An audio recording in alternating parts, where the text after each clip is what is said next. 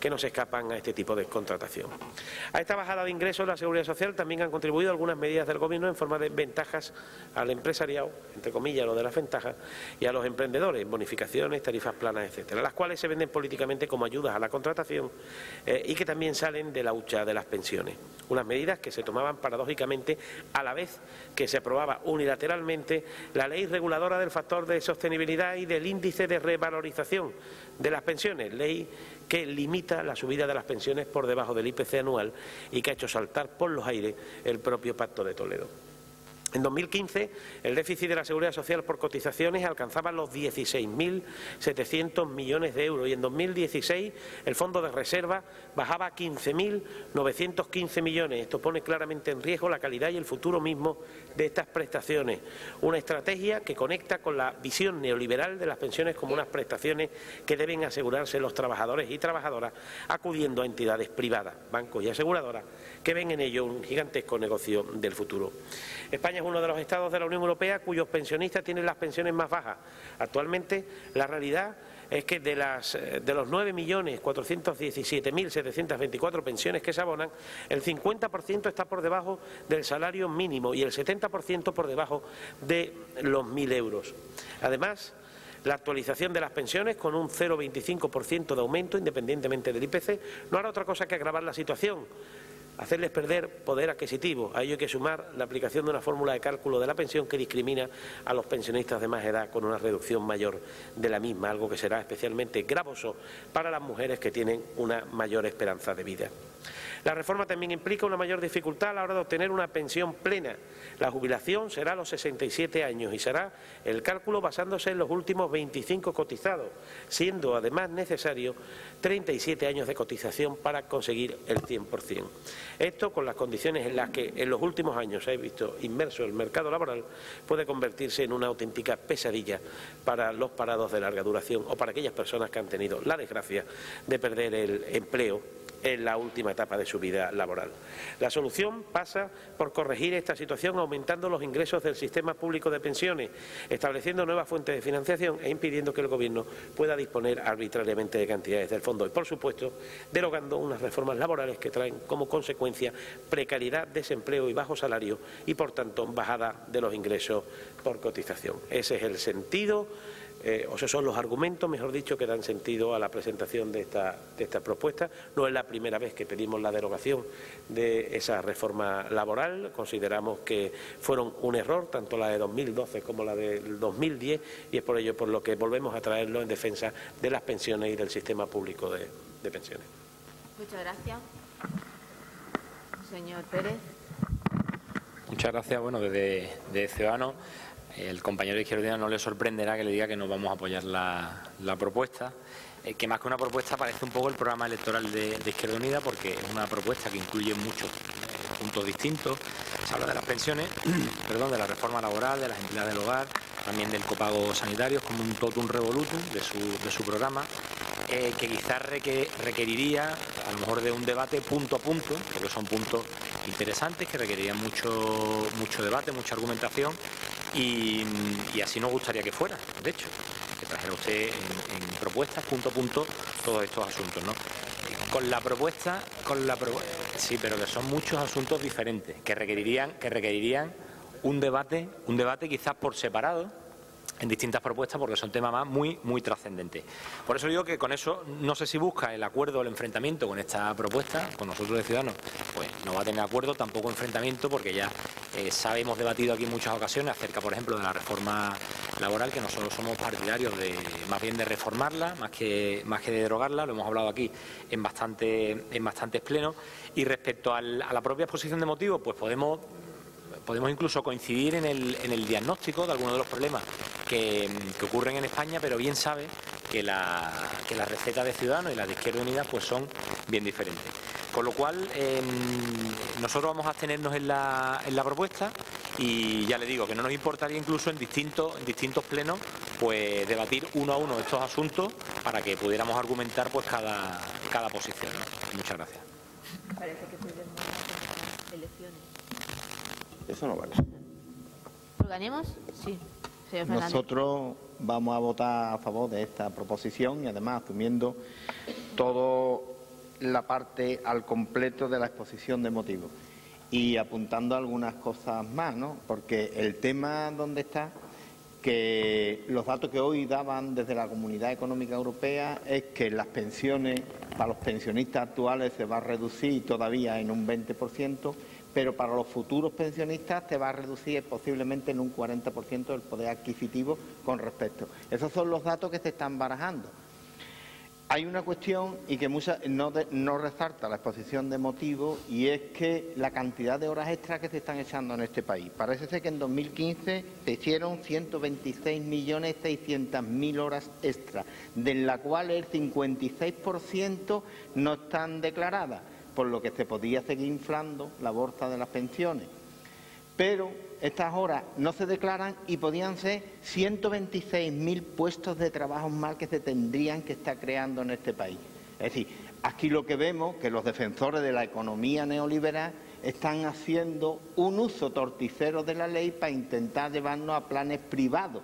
De ahí entiendo que el compañero de Ciudadanos no esté en estos postulados, esté en los otros postulados, porque él tiene otra forma de ver la economía de unos pocos para que aplasten a unos muchos. Es decir, la desigualdad en este país sigue creciendo y sigue creciendo porque hay un sistema económico que está intentando de que los muchos paguemos las facturas de los muy pocos. Muchas gracias, señora Álvarez.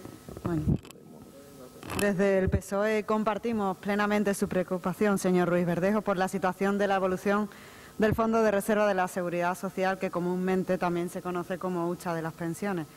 En efecto, el Fondo de Reserva de la Seguridad Social ha sufrido el mayor expolio conocido desde su creación en el año 2000. Año tras año, al mismo tiempo que el Gobierno del Partido Popular precarizaba el mercado laboral y recortaba los derechos sindicales y laborales a los trabajadores y a las trabajadoras, vaciaba este fondo que se había formado con el esfuerzo contribuyente de toda una generación de españoles. Al mismo tiempo que el Gobierno del Partido Popular, ese partido político al que ahora alguna fiscal acusa de haber tenido una caja B y de haberse lucrado de la corrupción que sus dirigentes han perpetrado, al mismo tiempo eliminaba ese fondo de reserva y ponía en grave riesgo el futuro de las pensiones en España. Al mismo tiempo que el Gobierno del Partido Popular regalaba un total de 40.078 millones de euros de dinero público a los bancos, incumpliendo su promesa electoral, al mismo tiempo dejaba mermada la hucha de las pensiones, extrayendo de la misma alrededor de 62.000 millones de euros. Esta situación pone en grave riesgo la situación del futuro de las pensiones en nuestro país y es una política que se realiza por el Partido Popular en contra de los pensionistas presentes y los futuros, que espero que seamos nosotros. Es una de las políticas más antisociales que pudieran hacerse por la derecha y la han ejecutado con notable eficacia, eso sí hay que decirlo. No obstante, no estamos de acuerdo con usted en su apreciación de que la reforma laboral del año 2010 haya perjudicado en lo más mínimo al Fondo de Reserva de la Seguridad Social. De hecho, una vez aprobada dicha reforma laboral, el fondo se incrementó pasando de tener una liquidez de 64.375 millones de euros en 2010 a 66.815 millones de euros en 2011. Y aquí traigo los gráficos del Ministerio, son gráficos públicos donde se ve claramente que precisamente con el Gobierno de Zapatero fue el punto más alto de la hucha de las pensiones. Un incremento de 2.440 millones de euros en el año de aplicación de la reforma laboral de 2010. Es a partir de la reforma laboral de 2012, la que hizo el Partido Popular, cuando el fondo empieza a mermar, bajando alrededor de 62.000 millones de euros en solo 6 años, los años del mandato del Partido Popular. Aquí están los gráficos, y son gráficos que publica el mismo Ministerio, y coinciden los años, son datos que podemos todos acceder, que están colgados en la página web del Ministerio y que son de fácil acceso. Así que yo en la siguiente intervención le voy a pedir la votación por punto y le voy a explicar por qué queremos votar por punto. Muchas gracias. Señor Ruiz Verdejo, ¿tiene la palabra? ¿Verdad? El Partido Popular. El partido, muchas gracias. Por salir al paso, señor Ruiz Verdejo, discúlpeme, ahora voy a lo que usted ha dicho, por salir al paso del PSOE, que ahora, empleando un viejo argumento suyo que ya empleaba Felipe González en sus tiempos de asustar a los pensionistas de nuestro país, ¿no? Y a los pensionistas con que van a perder sus pensiones, vamos a ver. Las pensiones están garantizadas por ley, o sea que las pensiones no se pierden de ninguna manera. Recordarle que el Fondo de Reserva lo creó el Partido Popular en 1997 precisamente para que en épocas de bonanza económica se contribuyera mucho y se creara este fondo, y tener este fondo para en épocas de crisis como la que efectivamente tuvimos, pues se pudiera tirar de ellas. Recordar también que el PSOE en el año 2008 y 2009 tenía que haber puesto en este fondo 14.130 millones de euros y no los puso, se lo gastó no se sabe en qué, pero no los puso. Y efectivamente se empezó a mermar este fondo de reserva en los años que gobernó el Partido Popular, pero es que empezó también porque fueron los años, no también exclusivamente, porque fueron los años de la crisis, y cuando hay crisis es para lo que está este fondo de pensiones. Se está discutiendo, ustedes lo saben, que hay una comisión del Pacto de Toledo que está precisamente estudiando qué se puede hacer con esto. Evidentemente, las pensiones se van a pagar vía presupuestos generales del Estado o cualquier otra vía. Y se está discutiendo, y una de las cosas que se está llegando quizás a un consenso, parece ser que todos los integrantes que hay de todo el espectro parlamentario de esta comisión, pues por ejemplo una sería no asumir los costes de personal y la Administración de la Seguridad Social a cargo de ese fondo, sino a cargo de los presupuestos del Estado, o que pensiones como que se ahorrarían unos 4.000 millones de euros, o que pensiones como la de viudedad o de orfandad fueran directamente a los presupuestos generales del Estado, con lo cual se ahorrarían 20.000 millones de euros. Pero, en fin, esto para hablar de las pensiones rápidamente y salir al paso a las cosas tan ridículas que ha dicho mi compañera del PSOE. Señor Verdejo, es verdad, y en esto coincido con Ciudadanos, que hay muchos temas, por lo menos en el literal de su propuesta, en lo que nos han hecho llegar, ¿no?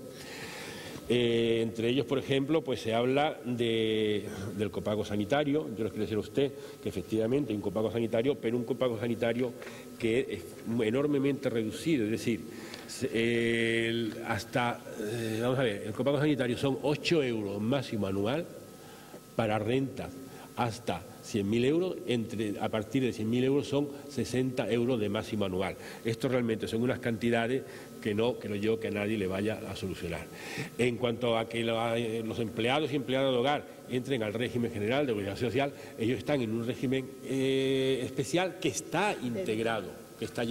O sea que realmente esto yo creo que podríamos quitarla, porque es que eso ya está hecho. Señor Ruiz Verdejo. Joder, no me da tiempo nada. A ver, yo varias cosas. En primer lugar, a Ciudadanos, hombre, yo no soy nuevo, y yo cuando traigo esta propuesta sé quién me la va a votar a favor y quién me la va a votar en contra. De antemano, me puedo llevar alguna sorpresa en alguna propuesta en concreto, pero yo sé que Ciudadanos no me va a apoyar la propuesta. Principalmente, y por lo que decía el señor Fernández, Manolo, porque tenemos otra forma de entender las cosas. Nosotros creemos en un sistema público de pensiones y ustedes no tienen ningún problema en que los trabajadores tengan que pagarse una pensión privada. Son formas y formas de entender la economía y de entender también la vida y el sistema. También sé que el Partido Popular evidentemente no me va a votar a favor la propuesta. Con el PSOE nunca sé a qué atenerme, la verdad. Con el PSOE nunca sé por dónde me va a salir. Me congratula que nos vayan a votar a favor la propuesta. Y después, con respecto a lo que decía el señor Pérez, que son muchos puntos, efectivamente, y el señor Durán, son muchos puntos y abarcan cuestiones muy, muy diversas, desde el copago hasta la derogación de las reformas laborales. Pero los podemos discutir todos. No tenemos ningún problema en discutirlo uno por uno. La derogación de las dos reformas laborales, porque han tenido unas consecuencias nefastas en la calidad del empleo y ponen en riesgo la sostenibilidad y el futuro de las pensiones. La derogación de las reformas de las pensiones para garantizar pensiones dignas que suban anualmente lo mismo que el IPC y no pierdan poder adquisitivo. Que las pensiones no puedan estar en ningún caso por debajo del salario mínimo. Que el fondo de reserva de las pensiones no pueda ser usado para pagarle a la banca las deudas, lo cual debía ser considerado como alta traición, tanto que hablamos de patriotismo. Darle dinero a la banca privada cogiéndolo del dinero de las pensiones de nuestros mayores, ¿cómo llamamos a eso? Si no alta traición a la patria, entendiendo la patria como los ciudadanos y los derechos de los ciudadanos que viven en ella. incorporar al régimen general de la Seguridad Social a las personas empleadas del hogar, instar al Gobierno a eliminar el copago sanitario y que se emplee la cobertura sanitaria a necesidades propias de nuestros mayores, o eliminar el IRPF de las pensiones, porque nuestros jubilados ya lo han pagado durante toda su vida. Yo creo que todos los puntos son perfectamente razonables y discutibles. Por supuesto que también, y yo estoy seguro que Ciudadanos seguramente no lo ve de la misma forma. Y el Partido Popular, pues entiendo que también. No tengo ningún problema en que la votemos por puntos. Ninguno. Podemos votarla una a una. Son 8 puntos he contado, no tengo ningún problema en que las votemos y que cada grupo pueda votar a favor de aquellos puntos con los que pueda coincidir. Muchas gracias.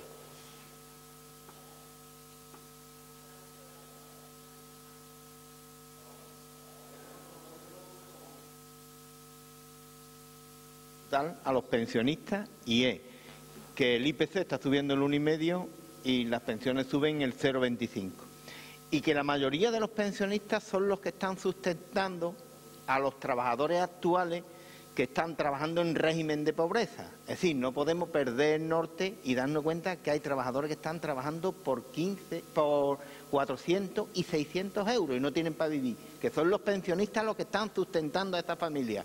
Le podemos poner todos los moños que queramos, podemos ponerle lo que sea, pero que hay una agresión a 9,5 millones de ciudadanos en España sí que es verdad.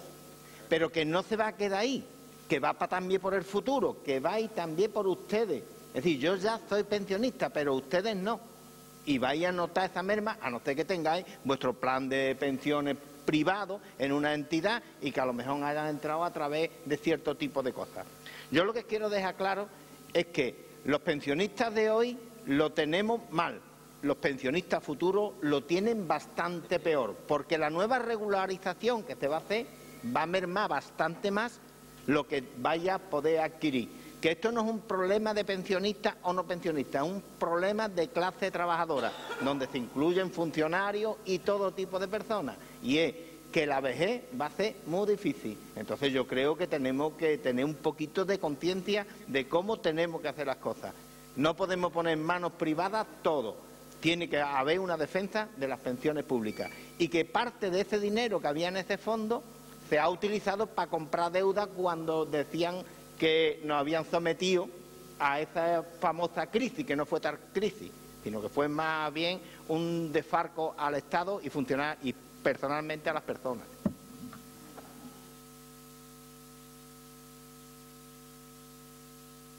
Pues muchas gracias por la aceptación de la votación por puntos, y ya por pedir también voy a pedir que el primer punto, si elimina la referencia a la reforma laboral del 2010, vamos a votar lo que sí. Y en el punto, los demás puntos, bueno, pues entonces nos abstenemos. Entonces en el primer punto nos vamos a abstener. Segundo, tercero, cuarto, quinto, sexto y octavo vamos a apoyarla, pero en el punto 7 les voy a explicar que vamos a votar no. El punto 7 lo vamos a votar no porque nosotros entendemos que el IRPF es un tributo que grava las rentas obtenidas con independencia de dónde procedan, y entendemos que esta medida es muy populista y creemos que hay que seguir aportando esa hucha, pues independientemente de que la situación en la que se encuentre. Muchísimas gracias por atender nuestra petición. Sí, vamos a ver, señor de Ganemos. Es verdad que la pensión está en un 0,25 por ley. Si hay más crecimiento, la pensión podrá aumentar, pero para que haya más crecimiento también tiene que haber más actividad económica, tiene que subir el PIB, y el PIB está subiendo, pero está subiendo gracias a la reforma, en mi opinión. Recordar también que la única vez que en este país han congelado las pensiones fue con el gobierno de Zapatero, fue con el gobierno socialista, no fue con el PP. El PP en el 2002, a pesar de la crisis, lo subió. En el 2013 lo subió. Y entonces lo ha estado subiendo, pero nunca lo congeló, nunca lo congeló. Esta reforma laboral está creando empleo. Está creando empleo. España lidera la reducción del paro en Europa. Por primera vez desde 2009 bajamos de los 4 millones de parados. Bajamos de los 4 millones. Estamos en 3.731.000 parados. Menos que a final de 2009. Porque es que en febrero del 2012, hace 4 o 5 años, había 6 millones con 12, casi el doble. casi el doble. Ha habido un descenso importantísimo de más de 2,33 millones de personas que no tenían trabajo y que ahora lo tienen, Estamos en un 16,38 de paro en España, 0,84 puntos menos que en el trimestre anterior. Estamos bajando. Ahora, mientras estamos aquí hablando, hay españoles que están encontrando empleo. Estamos en un 16, para situarnos. Grecia, donde gobierna la izquierda, está en un 23,5%, nosotros un 16,38%. La previsión no del Gobierno, sino de la Agencia de Calificación Internacional, dicen que cerraremos 2017 en un 16,2%, que en el 2018 la previsión es un 14,5%. En los últimos 12 meses han encontrado trabajo 580.000 españolas y españoles. Y esto es gracias a esta reforma laboral que usted dice que destruye empleo. No destruye empleo. Los números lo demuestran, todo lo contrario.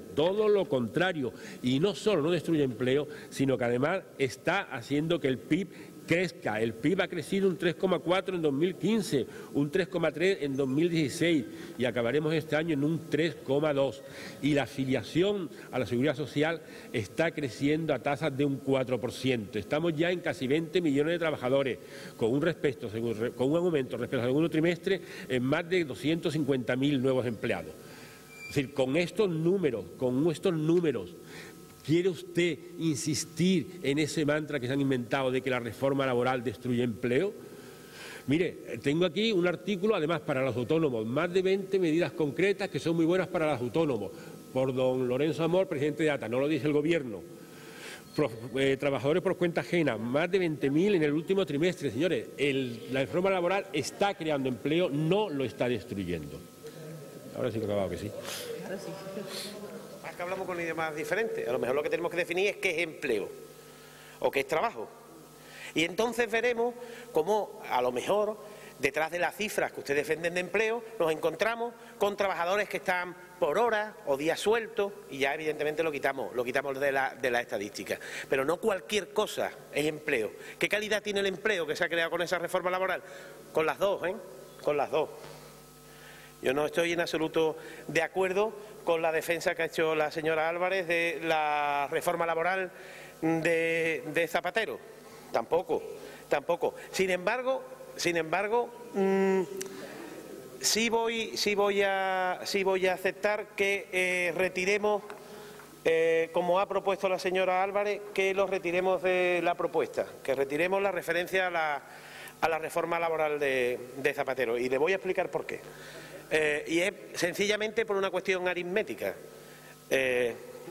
Por una cuestión aritmética, porque si quiero que salga ese punto de la propuesta y la derogación de la reforma laboral, voy a necesitar los votos del Partido Socialista, pues de lo contrario me temo que el Partido Popular y Ciudadanos van a tumbar los nuestros. Así que acepto retirar del punto 1 la reforma laboral de Zapatero, dejando constancia de que nos parece tan dañina como la que aprobó 2 años más tarde el Partido Popular. Así que sí, pero ya el voto vuestro no me hace falta. Entonces, de la palabra, señor Ruiz Verdejo, su tiempo va pasando.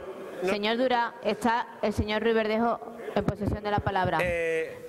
No vamos para el tiempo, así que siga. Aceptamos vale. La propuesta que hace la señora Álvarez y aceptamos también la votación por punto para que todos los grupos puedan manifestarse acerca de cada uno de ellos.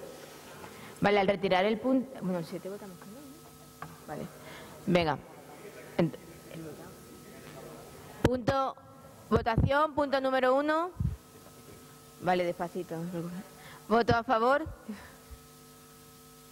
¿En contra? Espera, está contando. Vale. ¿Queda aprobado? Queda aprobado por mayoría. Punto número 2, voto a favor. ¿En contra? Aprobado por mayoría. Punto número 3, voto a favor. ¿En contra? Abstenciones.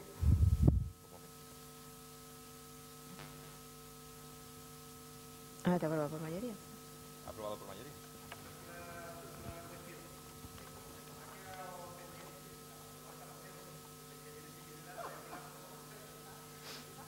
Punto número 5, votos a favor. En contra. Abstenciones. Aprobado por mayoría. Pero a ver, usted no, es que en medio de una votación no se puede interrumpir una votación, pero ¿dónde os creéis que estamos? De verdad. Punto número 6, voto a favor. En contra. Abstenciones.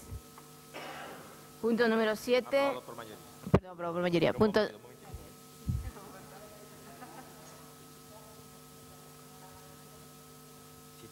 Punto número 7, voto a favor. En contra. Abstenciones. ¿Hemos cambiado esta vez? Que ha habido una confusión. No. Voto en contra, Partido Popular y Grupo Socialista. Abstenciones, Ciudadanos. Y voto a favor, Izquierda Unida y Ganemos. Partido Socialista y PP. Y siguiente. Punto número 8, voto a favor. En contra, abstención. En contra, ¿no? Sí, vale. Aprobado. Por mayoría. Siguiente punto. Grupo Municipal de Izquierda Unida para que los municipios y ELAs de la provincia tengan sus propios planes y calendario para la implantación de las exigencias de adaptabilidad. Tiene la palabra el señor Ruiz Verdejo. Muchas gracias, señora presidenta. Ahora sí, el Real Decreto Legislativo 1/2013 de 29 de noviembre, por el que se aprueba el texto refundido de la Ley General de Derechos de las Personas con Discapacidad y de su inclusión social, en sus disposiciones generales establece que las personas con discapacidad conforman un grupo vulnerable y numeroso al que el modo en que se estructura y funciona la sociedad ha mantenido habitualmente en conocidas condiciones de exclusión. Este hecho ha comportado la restricción de sus derechos básicos y libertades, condicionando u obstaculizando su desarrollo personal, así como el disfrute de los recursos y servicios disponibles para toda la población y la posibilidad de contribuir con sus capacidades al progreso de la sociedad.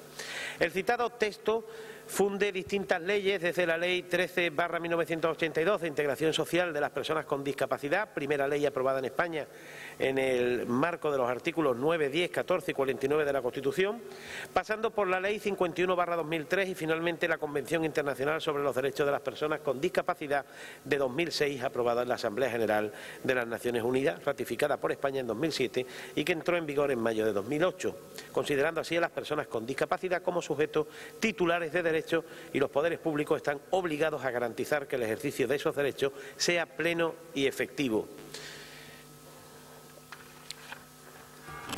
¿Ciudadano? No he terminado. Ah, que no ha terminado. No tiene ganas.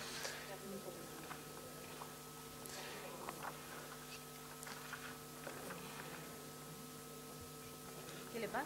¿No encuentra? Vale. Es por todo ello que, dadas las limitaciones de financiación y de personal con las que tienen que lidiar los municipios para poner en marcha los planes aprobados y teniendo en cuenta que el marco normativo obliga al cumplimiento del mismo, presentamos para su aprobación en este pleno la siguiente propuesta de acuerdo. Por un lado, instar a la Diputación Provincial para que contrate al personal necesario para que todos los municipios y las ELA, todos los municipios pequeños, se entiende, y las ELAs de la provincia cuenten con sus propios planes y calendarios para la implantación de las exigencias de adaptabilidad, e instar también a la Diputación para que, tal y como recoge el propio Real Decreto Legislativo, se consigne en el presupuesto de esta Diputación una partida presupuestaria dirigida a desarrollar los planes y calendarios para la implantación de las exigencias de adaptabilidad en los municipios de la provincia menores de 20.000 habitantes, así como en las ELA. Muchas gracias. Muchas gracias, Ciudadanos. ¿No? Grupo Ganemos. No. Grupo Socialista. Señor Armario.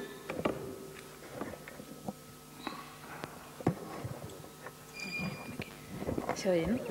Gracias, presidenta. Bueno, en primer lugar, celebrar que efectivamente tenemos una ley autonómica nuevamente liderada por la Junta de Andalucía, una ley que contempla a las personas con discapacidad y sus necesidades y que efectivamente pasa de un modelo que se centra en la enfermedad y se basa ahora mismo en un modelo que se basa en las necesidades, ¿no? Una ley que cuenta con una memoria de 1.300 millones de euros y que efectivamente va a redundar en beneficio de más de 700.000 personas que tienen algún tipo de discapacidad en Andalucía. Pero en cuanto a lo que pide Izquierda Unida en esta moción, evidentemente estamos de acuerdo en que los municipios, por supuesto, estén atendidos y que tengan a su disposición presupuesto y dinero suficiente para llevar a cabo la adaptabilidad de los municipios. Por eso, me gustaría, en primer lugar, solicitar la votación por separado y proponer que en el punto primero explicar por qué propongo un cambio y argumentarlo, ¿no? En primer lugar, bueno, los propios municipios ya cuentan con su calendario de adaptación en los municipios y nosotros, de hecho, ya hemos asesorado desde las áreas de cooperación y mi propia área de bienestar social, ya hemos asesorado a muchos municipios que nos han pedido ayuda en ese sentido y hay otros municipios que lo han hecho por su cuenta. Por tanto, los propios técnicos de las áreas de cooperación y de bienestar social ya estamos prestando ese apoyo. Entonces, propongo que el punto se amolde a lo que estamos haciendo y que se inste a los técnicos de la Diputación Provincial, de las áreas de cooperación y de bienestar social, a que apoyen a los municipios en este sentido.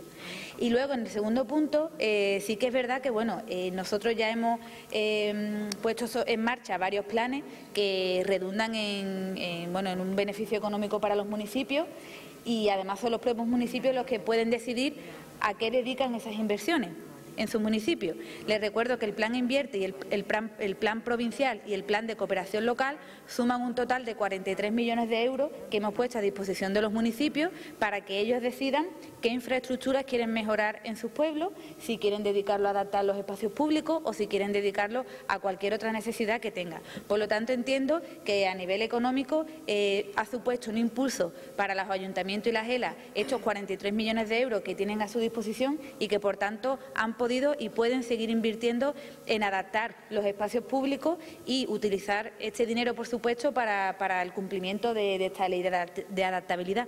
Por tanto, en este sentido, en el punto 2 no estaríamos de acuerdo y hacemos la propuesta que he planteado para el punto número 1. Gracias. Muchas gracias. Grupo Popular. Señora Paredes. Pues muy buenas tardes. Gracias, presidenta. Bueno, decirle al señor Ruiz Verdejo que nosotros, por supuesto, vamos a apoyar la propuesta. Es inherente al servicio que presta la Diputación el asesoramiento, es algo que está fuera de juego. Las declaraciones de la diputada provincial es algo innato, es algo que la propia naturaleza, la propia normativa obliga a las administraciones públicas y es más, me sorprende cómo se ha confundido con la nueva norma andaluza. La nueva norma andaluza es del año 2016 y la norma que usted ha hecho referencia, salvo la del año 82, es de un gobierno socialista, el resto es de un gobierno del Partido Popular y, por tanto, lo que sí ruego, y así lo he dicho a los distintos intervinientes a lo largo de la legislatura del Partido Socialista, que tomen en cuenta los asuntos de pleno que traemos en materia social, porque más que incluir, lo que hacemos es excluir cuando no venimos con los temas preparados a este pleno. Así que muchísimas gracias, por supuesto que sí, que vamos a apoyar todo lo que sea la inclusión social de las personas y sobre todo de los sectores más desfavorecidos. Gracias.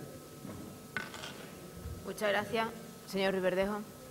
Con respecto a lo que comentaba la señora Armario, en el punto 1, evidentemente, si Diputación ya cuenta con el personal y no es necesario contratar personal porque ya está asesorando a los municipios, pues ahí no tenemos ningún problema. Ahora, con el punto 2, en lo referente al presupuesto, a nosotros no nos vale que nos diga, bueno, es que ya Diputación ha dado los Invierte y ha dado otros planes, que de ahí se pongan en marcha los planes de adaptabilidad. Nosotros creemos que no, nosotros creemos que es necesaria una partida presupuestaria específica dirigida a desarrollar esos planes en los municipios y en los municipios pequeños y en las ELA. Creemos que es imprescindible una partida específica. No vale que pretendamos que con los planes que ya ha puesto en marcha Diputación, los ayuntamientos tengan que hacer los planes de adaptabilidad, porque entonces se lo tendríamos que haber dicho antes, porque ya muchos han puesto en marcha o han ejecutado obras con cargo a esos fondos. Por lo tanto, nosotros el punto 2 queríamos dejar claro que lo entendemos como una partida específica para la puesta en marcha o la ejecución de esos planes de adaptabilidad, y en el punto número 1, efectivamente, y como decía la señora Armario, pues evidentemente no tiene sentido que contratemos personal si ya Diputación cuenta con personal y está llevando a cabo ese trabajo.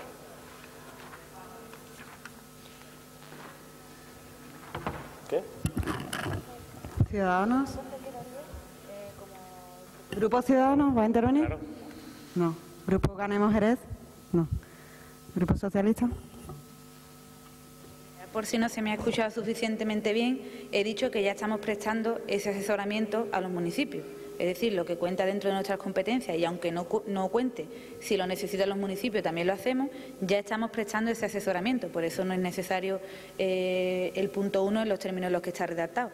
Y en el segundo punto, efectivamente, estos 43 millones de euros que se ha puesto al servicio de los pueblos, pues hay quien ha visto prioritario adaptar algún espacio público, hay quien ha visto prioritario adaptar otro tipo de zonas en el pueblo, cosa que es, bueno, perfectamente asumible. Cada uno decide en qué invierte el dinero, ¿no? Y además es positivo, ¿no? Por tanto, se ha destinado estos 43 millones de euros, repito, a los municipios, y cada ayuntamiento lo ha dedicado a la adaptabilidad o a otro tipo de decisiones, y no obstante, bueno, como evidentemente es una apuesta que sigue haciendo la Diputación por la generación de empleo, por la mejora de las infraestructuras de los pueblos, y está claro que vamos a seguir apostando presupuestariamente por esto, pues vendrán muchos más planes Invierte, muchos más planes provinciales y muchos más planes de cooperación local que los pueblos podrán utilizar para adaptar sus espacios públicos. Que lo llamemos plan especial de adaptabilidad o lo llamemos plan Invierte porque se contempla dentro de las posibilidades de los municipios poder utilizar este dinero para eso,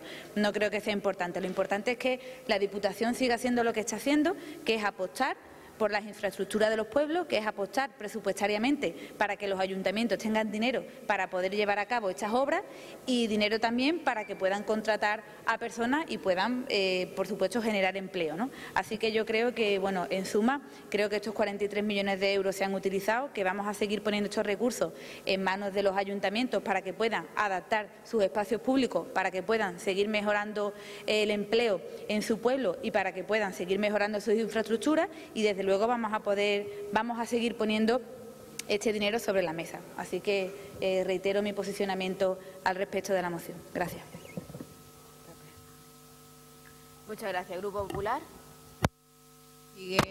Me sigue sorprendiendo el lenguaje que utiliza el Partido Socialista cuando habla de política social, porque confunde la churra con la merina. Vamos a ver, por supuesto que se crea empleo cuando se crean adaptaciones, por supuesto que sí, pero lo que nos está diciéndonos qué tipo de adaptaciones exigen para que las personas que vivan en las distintas zonas puedan acceder a los recursos en las mismas condiciones que el resto de los ciudadanos, porque uno de los grandes problemas que tienen las personas con discapacidad son las dificultades con las que se encuentran. El dinero debe de estar destinado, en este caso, como bien propone en la propuesta el señor de Izquierda Unida, a garantizar que las personas que tienen algún tipo de discapacidad resuelvan o reduzcan los obstáculos con los que se presentan en el día a día. Por tanto, no basta con decir que se destinan 43 millones de euros. 43 millones de euros debe ir a acompañar los planes, como bien decía el señor Ruiz Verdejo. ¿Para qué? Para que se garanticen las medidas que hay que poner en marcha. Eso es lo que se llama una política social planificada, programada, que da respuesta a las necesidades de la ciudadanía. Lo que no podemos hacer, hoy dispongo de 43, mañana de 42, y en función de cómo le apetece al alcalde de turno, que tenga más sensibilidad o menos sensibilidad, pues se gasta de una forma o se gasta de otra, cuando es la Diputación la que tiene las competencias propias para poder decir en qué se gasta el dinero para poder garantizar esa inclusión con la que viene el espíritu de la propuesta. Yo es que no lo entiendo de ninguna otra forma. El espíritu de la propuesta y la esencia de dicha propuesta es garantizar y reducir, por tanto, o eliminar las dificultades con las que se encuentran las personas que tienen algún tipo de discapacidad. Y es más, a medida que la sociedad demográficamente se están produciendo nuevos cambios, cada vez se produce más dificultades y más obstáculos en el día a día de cualquiera de nosotros. Por tanto,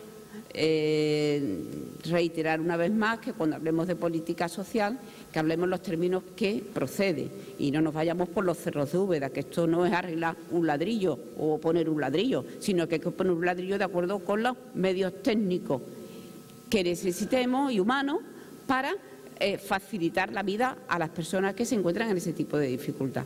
Gracias. Muchas gracias, señor Ruiz Verdejo, para cerrar. Yo creo que, bueno, retomando donde lo ha dejado la señora Paredes y resumiendo un poco dónde está el debate con la señora Armario, nosotros le decimos, oiga, que tiene que consignar una partida para estos planes de adaptabilidad. Y la señora Armario nos dice, bueno, ya hemos sacado un montón de planes, haberlos cogido de ahí, poco más o menos, para que nos entendamos. Pero es que hay que consignar una partida específica para los planes de adaptabilidad. No es haberlo cogido de ahí. Digo, ¿por qué? Pues sencillamente porque así lo establece el propio Real Decreto Legislativo. Ni más ni menos. Una partida presupuestaria dirigida a desarrollar estos planes, y así como los calendarios para la implantación de las exigencias de adaptabilidad en los municipios de la provincia, en este caso es menos de 20.000 y la ELA, ¿no?, que es lo que estamos pidiendo. Entonces, lo que estamos planteando es una partida específica y ese es el sentido de la propuesta. Que Diputación entienda que no es oportuno, tal, bueno, pues que vote en consideración cada uno. Pero yo creo que la propuesta está muy clara. Nosotros no estamos diciendo denle ustedes fondo a los municipios y a la ELA para que elijan si van a ejecutar obras de adaptabilidad o cualquier otra. No, estamos hablando de una partida específica que queremos que sea recogida en el presupuesto. Gracias. Muchas gracias. ¿Pasamos a votación? Vamos a votar por separado el punto 1 y 2. Punto 1, voto a favor. ¿En contra? Punto 2, voto a favor. Ah, no, eso no creo. ¿Qué? No lo he dicho. ¿En contra? Queda aprobado. Pasamos a la sesión de control. Primer punto, interpelaciones del Grupo Popular sobre los proyectos City.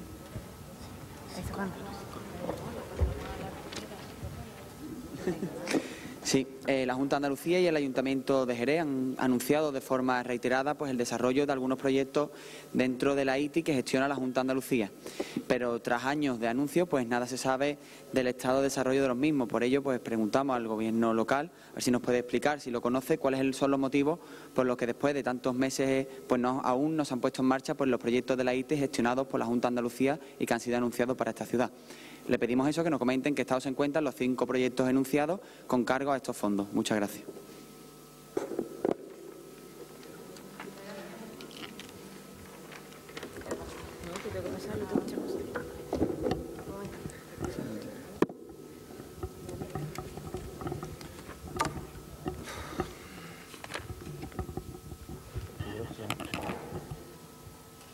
Sí, bueno, precisamente los proyectos de la Junta sí son los que están en marcha en esta ciudad y en la provincia. Los que no están en marcha, yo creo que la ha jugado una mala pasada, son los proyectos del Gobierno de la Nación que a fecha de hoy desconocemos. No sabemos ni siquiera un solo proyecto del Gobierno. Mire, en total hay 43 proyectos ya aprobados por la Comisión de Participación. Le tengo aquí listados, usted los puede ver, los 43 a nivel provincial. Están incluidos efectivamente todos los que tienen incidencia en nuestro territorio, en Jerez. Y además, si quiere, le puedo comentar también la situación de cada uno de ellos, porque son proyectos plurianuales, como ya comenté anteriormente, que también le hice la pregunta a su compañero, al señor Saldaña, que me comentara algún proyecto del Gobierno de la Nación, de la ITI, del Gobierno Central de la ciudad. No me respondió, entiendo que, obviamente, porque no hay ninguno en estas ciudades por parte del Gobierno Central. Le decía, dentro de los proyectos de la Junta de Andalucía, que están en marcha, que hay muchos de ellos aprobados, de hecho, en el anterior pleno, que interpelaron ustedes por el Centro de Innovación del Motor, les expliqué que con cargo al presupuesto se había hecho el plan director y que estaba encargado o está en fase previa de hacer el proyecto por parte de la Junta de Andalucía. Le doy más información, puesto que paralelamente al trabajo de la Junta de Andalucía, también este ayuntamiento, en concreto la Delegación de Urbanismo, está trabajando en la modificación puntual del plan general, que es necesaria para poder instalar allí esta actividad de ámbito económico. Le digo además que la evaluación ambiental estratégica con carácter simplificado ha venido positiva, se ha publicado en el BOJA 199 de hace unos días, en concreto el pasado 17 de octubre, y por lo tanto ahora está la Delegación de Urbanismo trabajando para poder traer precisamente a este pleno en noviembre esa modificación puntual. Además, usted es conocedor que en los presupuestos de 2018 de la Junta de Andalucía hay una dotación importante para este proyecto con 3.200.000 euros, igual que hay para el Museo del Flamenco, e igual que hay para el Centro Tecnológico del Vino, e igual que hay para todos los proyectos de la ITI.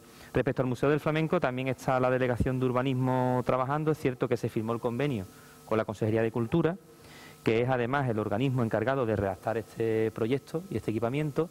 Es cierto que en urbanismo se ha visto que hay fincas que no son de propiedad pública, hay otras además que están calificadas en el plan general como zona verde por ese planeamiento general, por lo que bueno, se le ha trasladado a la Consejería para que lo tenga en cuenta en dicho estudio y en dicho trabajo, bueno, esa pequeña dificultad que se ha encontrado y que se va a tratar de solventar. En el río Guadalete se está trabajando en el proyecto por parte de la Delegación de Medio Ambiente y Ordenación del Territorio, y además también se está teniendo conversaciones con todos los propietarios que se pueden ver afectados en ese proyecto.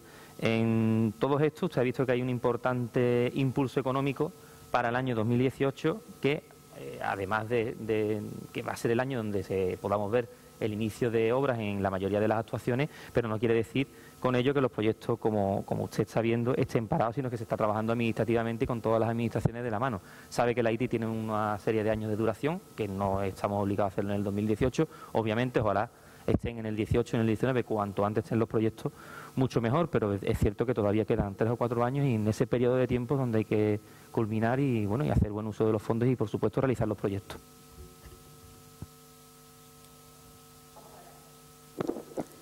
Sí. No, la interpelación la traíamos por el siguiente motivo. En 31 de marzo de 2016 se anuncian para los próximos 2 años que Jerez recibirá 20 millones de euros procedentes de la ITI por la parte de la Junta de Andalucía, y por eso traemos nosotros esta interpelación, porque ya ha pasado un tiempo considerable y de esos 20 millones de euros materializados no hay absolutamente nada. Dice que no hay proyecto del Gobierno de España conforme a la ITI en Jerez. Eso no es cierto. Ayer salió Antonio Sanz, delegado del Gobierno, que explicó que de los 307 millones de euros que hay para esta provincia relacionados con el plan de empleo, 107 ya han sido aplicados. ¿Qué es lo que pasa? Que el modelo de ITI del Gobierno de España y el modelo que ha optado la Junta de Andalucía con los ITI es totalmente diferente. La Junta de Andalucía se basa en proyectos estrella, que lo que nosotros no queremos es que queden en proyectos estrellados, como tantos y tantos planes y proyectos de la Junta de Andalucía. En cambio, los del Gobierno de España se basa en implementar aquellas medidas en favor del empleo y en ayuda al emprendimiento. No se trata de proyectos concretos, sino de incentivar todas esas ayudas que ya existen y aumentarle la partida presupuestaria para crear empleo en esta provincia. Y si hablamos de proyectos concretos en Jerez, con cargo a planes del Gobierno de España, tenemos que poner en valor también la EDUSI, que va a traer a Jerez una nueva pista de skate para los jóvenes, la renovación del alumbrado público y la compra de nuevos autobuses. Por lo tanto, si hay proyectos, y lo que nosotros no queremos, y por eso traemos esta interpelación, es para que ese dinero que se ha prometido en los próximos 2 años, que son 20 millones de euros, pues no queden en saco roto. Son 2 programas totalmente diferentes. El Gobierno de España se basa en implementar las ayudas a las empresas para que creen empleo, mientras que los de la Junta de Andalucía lo que trae son proyectos estrellas, y lo único que nosotros queremos es que no queden estrellados, sino que al final sean una realidad. Es lo único que queremos. Muchas gracias. Bueno, usted ha hablado de 307 millones planes de empleo, no sé, o sea, en definitiva no especifica qué proyectos vienen a Jerez. Vuelvo a hacer la pregunta. Habla de forma genérica, 107 millones, yo no sé qué programa, qué plan conocemos en Jerez, o si en este pleno se ha tratado algún proyecto concreto.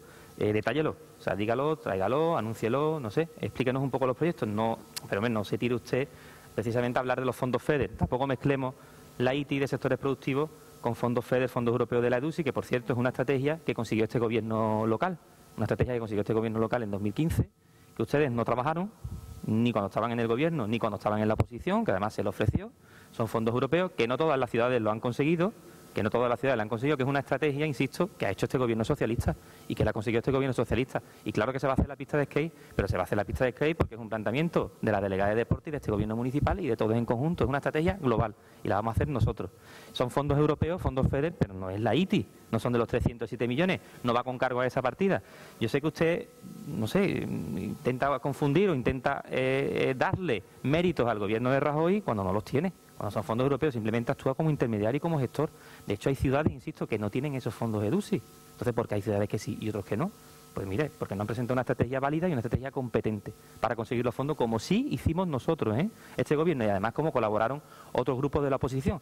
De hecho, en el seguimiento, en las mesas que hemos puesto, pues bueno, estamos recibiendo también propuestas de otros partidos, seguimos sin recibir nada del Partido Popular. Una vez más, reitero el ofrecimiento de que propongan algo y que intenten trabajar por el bien de esta ciudad y por desarrollar alternativas o actividades, porque ustedes siguen en la discusión, en el tratar de confundir a la opinión pública, cuando esa no es la realidad de los planteamientos. Muchas gracias.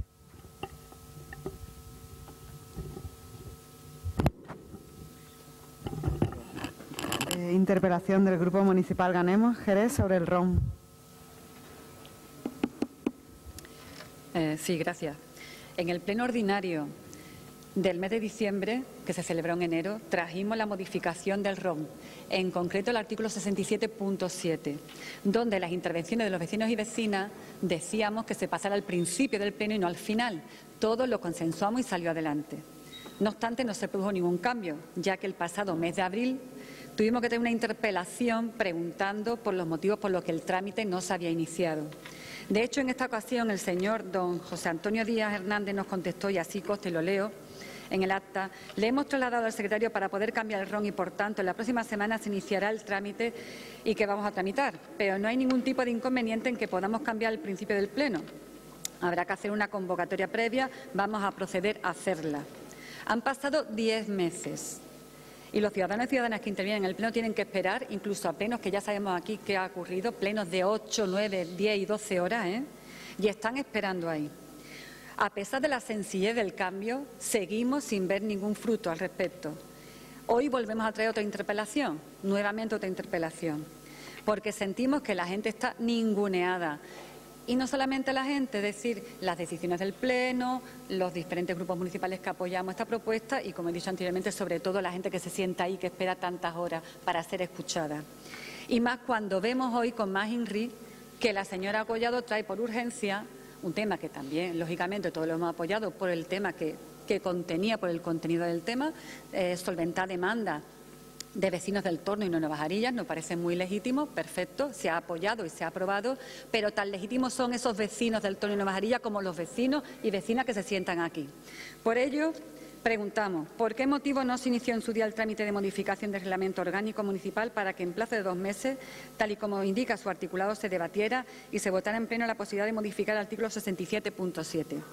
Para que la intervención ciudadana se realice antes de iniciar la sesión plenaria y no a su finalización. Segundo, ¿por qué motivo no se inició el trámite en la próxima semana, tal y como el señor Díaz nos comunicó en el pleno del mes de abril? Hace ya 6 meses. Gracias. Señor Díaz. Cierto es, y desde la Secretaría General está desarrollando la modificación, pero no es menos cierto que en la Comisión de Transparencia, que creo que está usted o su compañero, que parece ser que no hay bastante comunicación, se llegó al acuerdo de que se iban a modificar la asignación de los partidos políticos y se iba a llevar ambas modificaciones en conjunto, para no estar continuamente modificando el ROM. Y en eso se quedó en la Comisión de Transparencia. Vamos a tratar de llevarlo a pleno. Había algunas interpretaciones sobre las modificaciones y por eso se ha retrasado más, pero eso lo sabe usted en la Comisión de Transparencia. Señora Ripalda. Sí, hombre, decirle, señor José Antonio Díaz, que si se ha iniciado no se puede estar esperando, eso es lo primero. Y segundo, vamos a ver, estamos hablando de una cosa que se demora en una primera instancia 10 meses, en una segunda instancia 6 meses, y estamos hablando de la gente que está esperando ahí horas y horas, ¿vale? Decirle que esta semana he hablado justamente con el secretario del Ayuntamiento y a él no le ha llegado, repito para que quede claro, no le ha llegado ninguna orden ni ninguna propuesta para iniciar dicho trámite. de Presidencia, no le llega absolutamente nada. Sin esto, dígame usted cómo se puede iniciar esta labor de cambiar el articulado 67.7.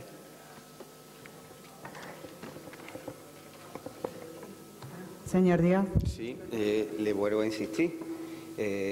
Cuando ya lo tiene desarrollado, la idea la tiene, puesto que era al principio del Pleno, es decir, no formando parte de...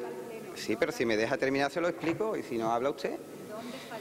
Entonces, se le dijo a usted que no podía formar parte del Pleno, puesto que el procedimiento está ya regulado y, por tanto, había que iniciarlo antes del Pleno. Eso es lo que habíamos quedado con el secretario y, de hecho, el secretario es consciente de este asunto, puesto que en la Comisión de Transparencia, en la última, en la de junio, para que busque las actas, se llegó al acuerdo de que se iban a llevar todas las modificaciones de RON, que por cierto también se va a llevar el mes que viene, se llevará también la del Defensor del Ciudadano, y llevaremos todas las modificaciones del RON para modificarlo una vez, no 3 veces. Y en eso hemos quedado con el secretario y en la Comisión de Transparencia. Que el secretario no está aquí para preguntar. Pasamos a los ruegos escritos. Ruego del Grupo Municipal Ciudadanos sobre un plan de choque para la reubicación urgente de los contenedores ubicados en las puertas de los negocios de nuestra ciudad. Tiene la palabra el señor Rosado. Muchas gracias. Bueno, este es un ruego muy concreto. En las múltiples visitas que realizamos por las distintas barriadas de todas las partes de Jerez, nos llega esta iniciativa, que es una petición expresa que nos hacen llegar reiteradamente los propietarios de muchos comercios de nuestra ciudad, los cuales conviven con contenedores de basura en las puertas de sus respectivos negocios, con los olores que de ellos se desprenden. Es una situación que irrita, que desespera, porque entienden que puede haber una dejación de las funciones por parte del Gobierno local en cuestiones tan importantes como la limpieza y otros aspectos de salubridad e higiene. Entonces elevamos el siguiente ruego, que es instar al equipo de gobierno del excelentísimo Ayuntamiento de Jerez a la elaboración y ejecución de un plan de choque para la reubicación urgente de los contenedores que se ubiquen en las puertas de los negocios de nuestra ciudad, con especial preferencia a los comercios de naturaleza alimentaria. Gracias.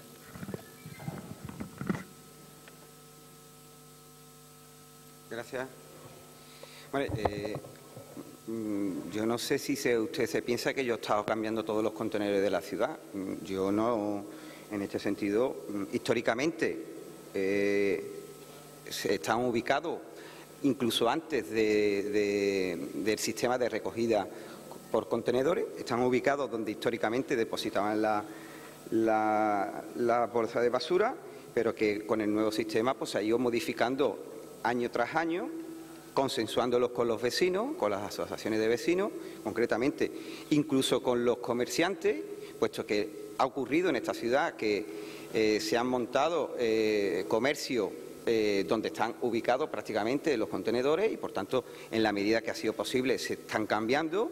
Por ejemplo, ahora tenemos el del calamar pendiente y atendemos todas esas demandas ciudadanas. No es necesario un plan de choque ni nada por el estilo, porque lo hacemos, inclusive cuando hay alguna modificación, lo hacemos consensuándolo con los vecinos. También ha pasado recientemente con la Asunción y por tanto, concluyo que no es necesario un plan de choque.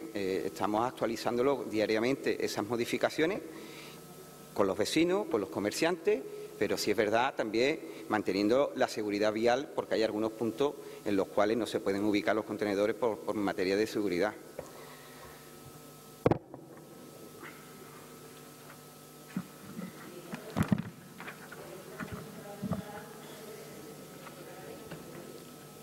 Bien, pues al hilo del ruego anterior también hemos tenido conocimiento que en Jerez de la Frontera, en concreto en el Parque Sandeman, en el Museo-Restaurante, hoy extinto ya, Museo-Restaurante La Tonelería, pues se encuentran a día de hoy en un estado total de abandono.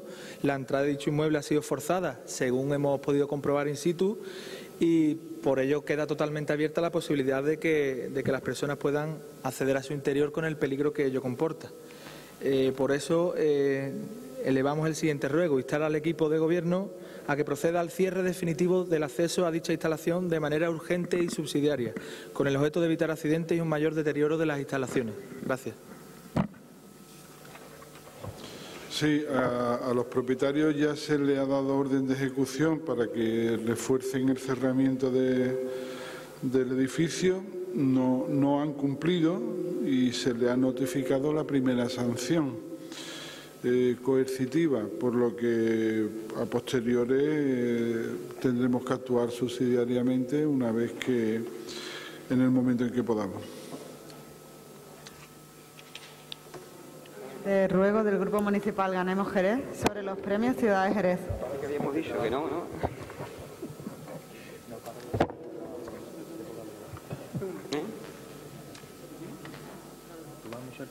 ¿Podemos pasar? ¿Fueron allí?